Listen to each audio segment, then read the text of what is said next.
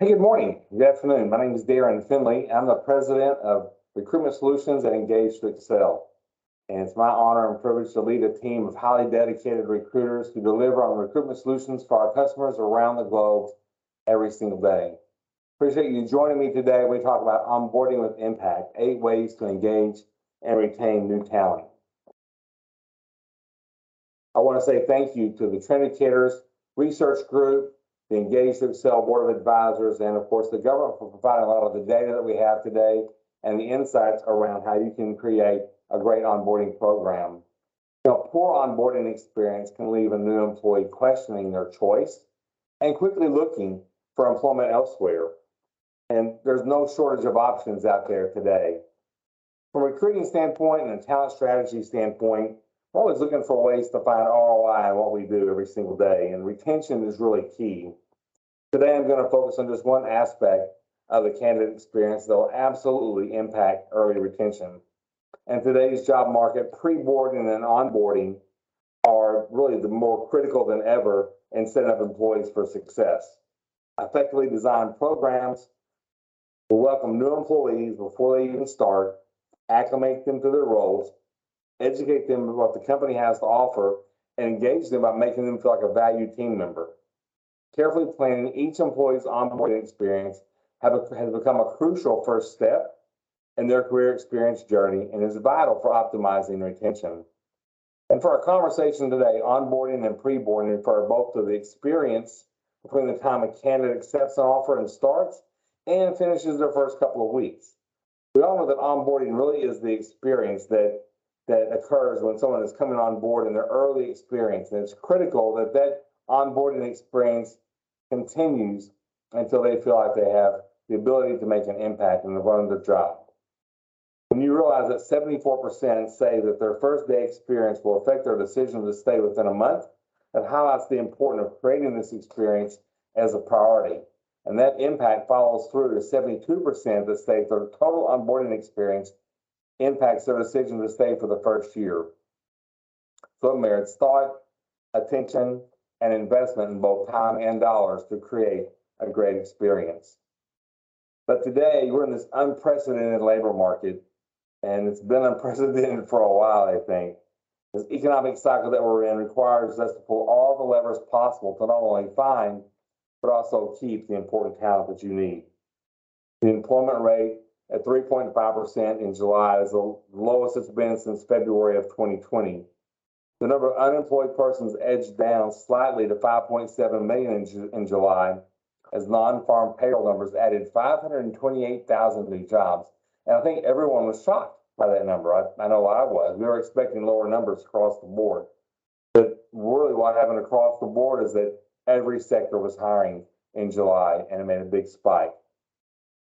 During this same time, labor participation rate has dropped down once again. Now it's at 62.1%.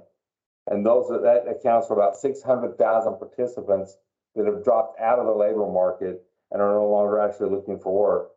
This number is averaged, around 63 before the pandemic. 63% were in the labor force.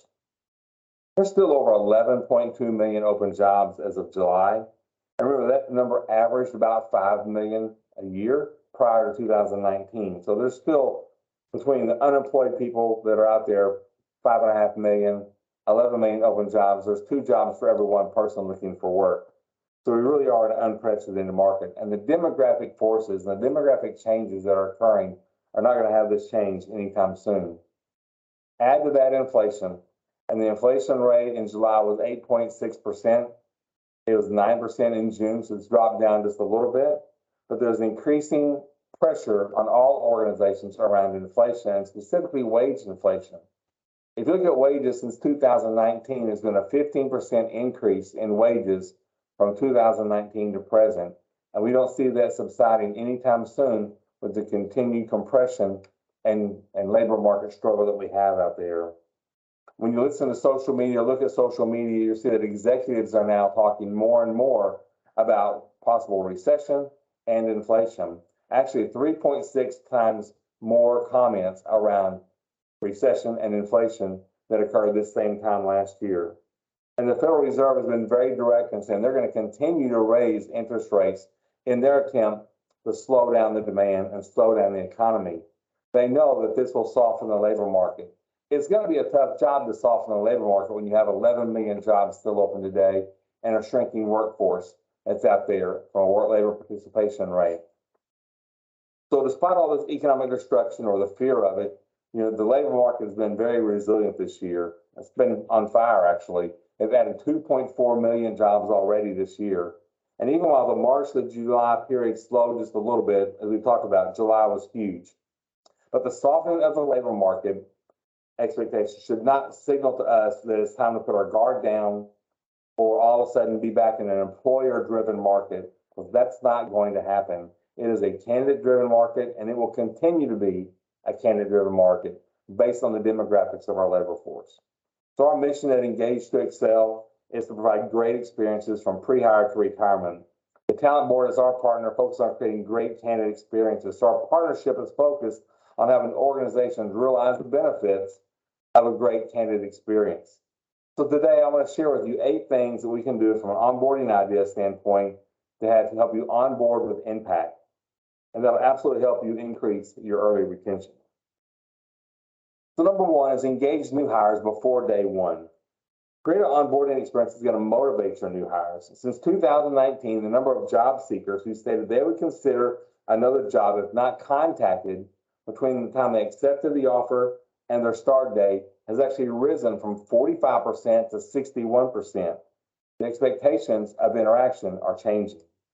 Do a check-in call to answer questions, let them know what to expect, send an onboarding schedule during that first week. What is it going to look like? What does their training schedule look like? Send that to them as well. Anything you can send them to help set those expectations are very critical. Please don't let them fall into the black hole of background checks so that no one talks to them, no one understands where they're at. Have both the recruiter and the hiring manager do a comfort call. Confirm start dates, address, dress code, and how they can prep for day 1. And even make it fun. Send a photo of a team in a meeting before they start without them there. Here's your team, and we're looking forward to you starting. See you soon. Number 2 is send a welcome gift. More than 2/3 of candidates that are receiving a welcome gift from their employer during the application process would influence their acceptance decision. So make each new hire feel welcome with a branded welcome gift after their offer acceptance and send it to their home. We know that 67% of all job seekers say that receiving a welcome gift influences their decision to accept that offer. And that's also up from our 2019 survey, where 36% said that they would like to get a welcome gift and that would influence their decision. That's an 86% increase in the number of individuals that said that welcome gift would make a difference in accepting and starting a role. And when you think about the psychology behind this welcome gift, it's fun. You send it to their home. The recognition science behind that really does validate that they made the right decision, and recognition science is around validating the right behaviors. So making that a recognition moment validates they made the right decision to join your organization. It also validates that they're valued and there's value to the organization. It involves their family unit.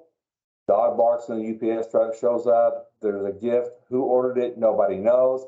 Everybody gets a chance to see what's going on and then ask the question, who's this from? You're starting a new job. Let's talk about the new job. All of these things will reduce the psychological stress and impact of making that change and validate that they've made the right decision. Number 3 is set the right expectations. 74% of job seekers said that their first day of onboarding experience will affect their decision to stay more than a month.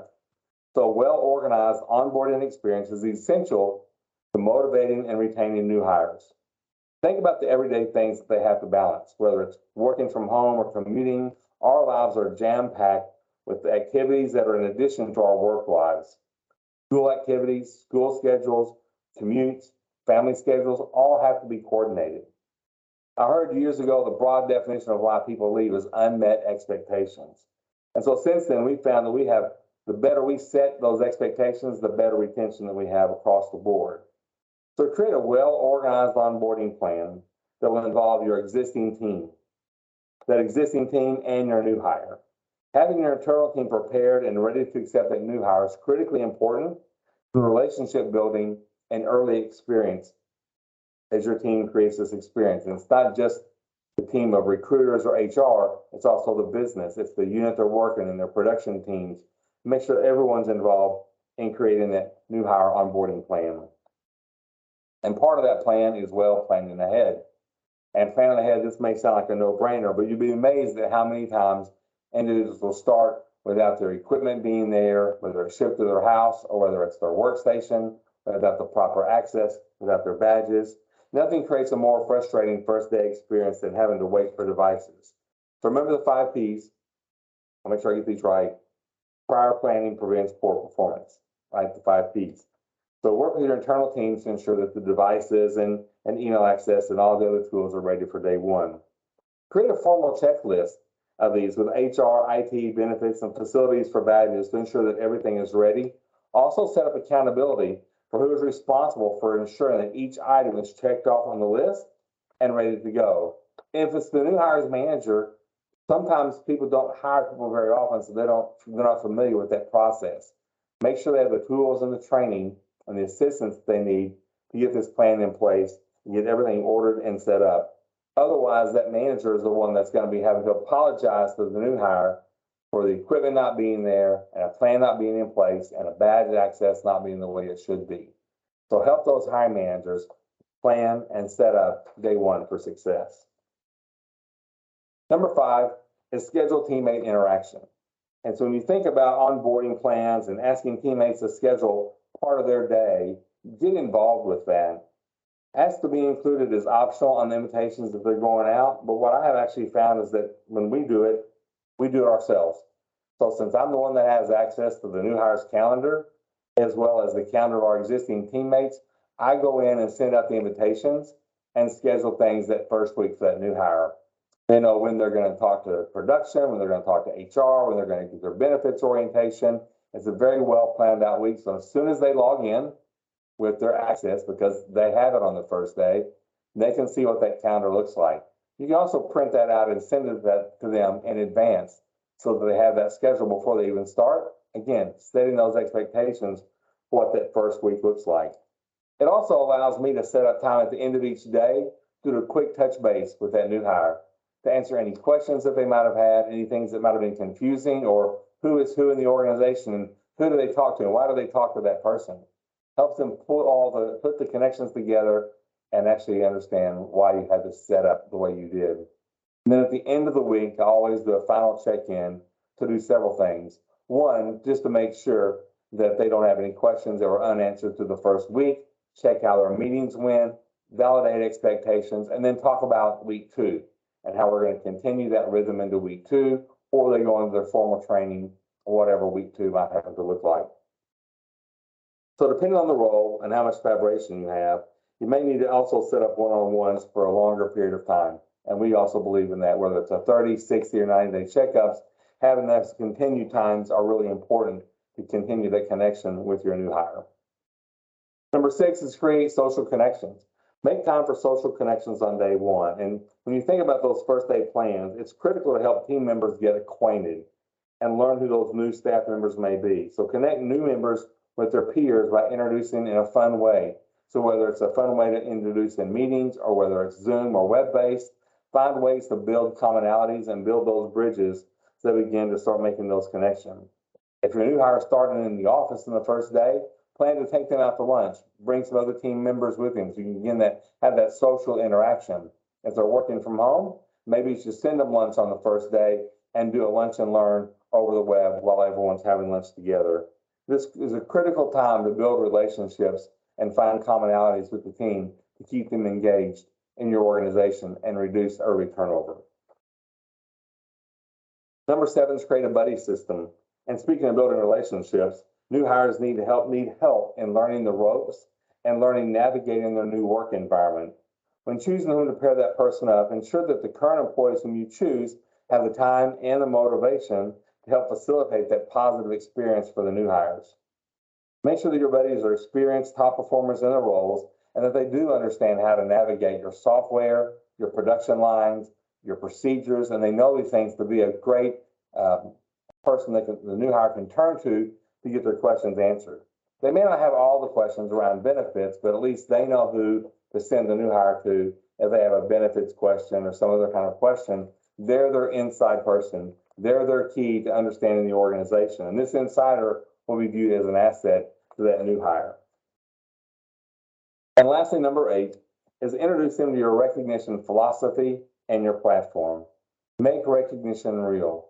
Show the new hires how to use your recognition programs and invite them to thank someone who made them feel welcomed or included during their first week. The new hire can actually send a thank you email or a thank you note or an e-card to that person who helped them feel especially welcome. Jumping right into your recognition system and your culture will reinforce that it really is part of your culture. Help them learn the baby steps of recognition, such as birthdays and anniversaries, and how to get into that rhythm of giving recognition every single week. Explain to them how that works if you have a points-based system. So many organizations have points-based systems around safety, around production, and around values. Teach them what type of values are the ones you want to recognize and show them how that's done in the organization. If you use spot awards for safety production, explain to them when those spot awards are appropriate, how to receive them, how to give those. So if they're on the floor of a production facility, help them understand what they can do to receive that recognition. So let's review how you can onboard with impact. So number 1, you can engage the new hire before day 1. Number 2, you can send a welcome gift that is branded and highlights your EVP. Number 3, set expectations with your onboarding plan. Number 4, plan ahead and get all their equipment, access, and email set up. Number 5, schedule teammate interaction and your follow-up discussions. Number 6, use the first day to create social interactions so they can start building relationships. Number 7, get a buddy so they're not left wondering how to navigate your organization. And number 8, highlight and introduce them to your recognition philosophy and your systems. Thanks for your time today. I really appreciate it. I'd love to hear from you at some point. I'd love to hear your unique ways on how you onboard. So if you want to send me an email at Darren D. Findley at engage2excel.com, that's DFINDLEY at engage, number 2, to excel.com. I'd love to hear the ways you're using onboarding to drive retention, especially early retention in your organization. Thanks a lot and have a great day.